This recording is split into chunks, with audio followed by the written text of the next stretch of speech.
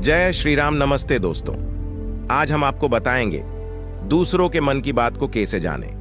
तो दोस्तों, आपका समय ना नष्ट करते हुए वीडियो को शुरू करते हैं। अगर वीडियो आपको पसंद आए तो चैनल को सब्सक्राइब कर दीजिएगा और वीडियो को लाइक कर दीजिएगा और एक प्यारा सा कमेंट जरूर करके जाइएगा। दोस्तों, वीडियो को शुरू करते हैं। हम इसे एक कहानी की मदद से समझते हैं। यह कहानी बुद्ध पुरुष आचार्य ओशो ने सुनाई थी। एक सम्राट का बेटा जब बड़ा हुआ तो सम्राट ने अपने बेटे को ध्यान की शिक्षा के लिए एक जापानी गुरु के पास भेज दिया।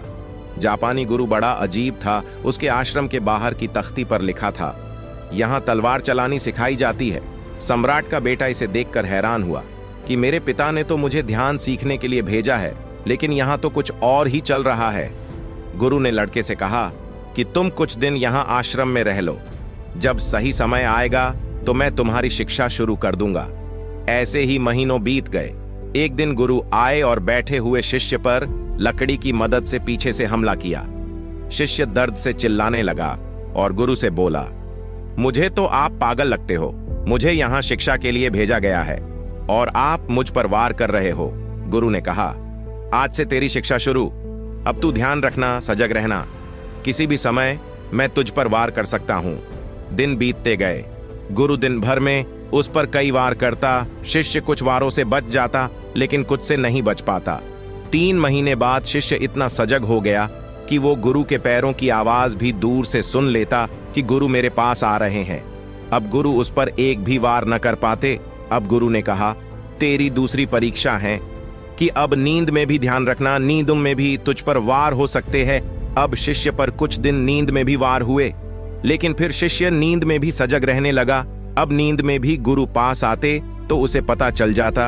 देखते देखते 6 महीनों में उस शिष्य का ध्यान और होश बढ़ गया। एक दिन गुरु साधना कर रहे थे, तभी शिष्य ने सोचा, गुरु ने मुझे इतनी बार मारा है, क्यों ना आज गुरु की परीक्षा ली जाए कि आखिर इनका ध्यान कितना सजग है। शिष्य ने मन में सोचा ही था कि गुरु की आवाज आई, रुको रुको, नहीं, ऐसा करने की सोचो भी मत। मेरी हड्डियां बूढ़ी हो चुकी हैं, मुझे मत मारना।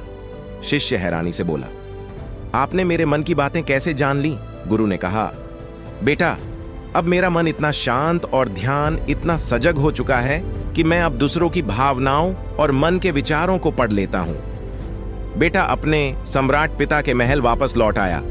पिता ने पूछा, कैसे थे तुम्हारे गुरु? बेटे ने कहा, गुरु ने मुझे तलवार चलाना तो नहीं सिखाया, लेकिन अब कोई मुझ पर वार नहीं कर सकता। मेरा ध्यान इतना सजग और तीव्र हो चुका है। दोस्तों, एक शांत मन आपके जीवन में ध्यान को जन्म देता है। जितना गहरा आपका ध्यान रहेगा, उसी लेवल पर आप चीजों को याद रख पाओगे। शांत मन में इतनी ताकत होती है कि आप दूसरों के दिमाग को पढ़ना भी सीख जाओगे। इसलिए हर दिन सजग रहने के लिए ध्यान करो।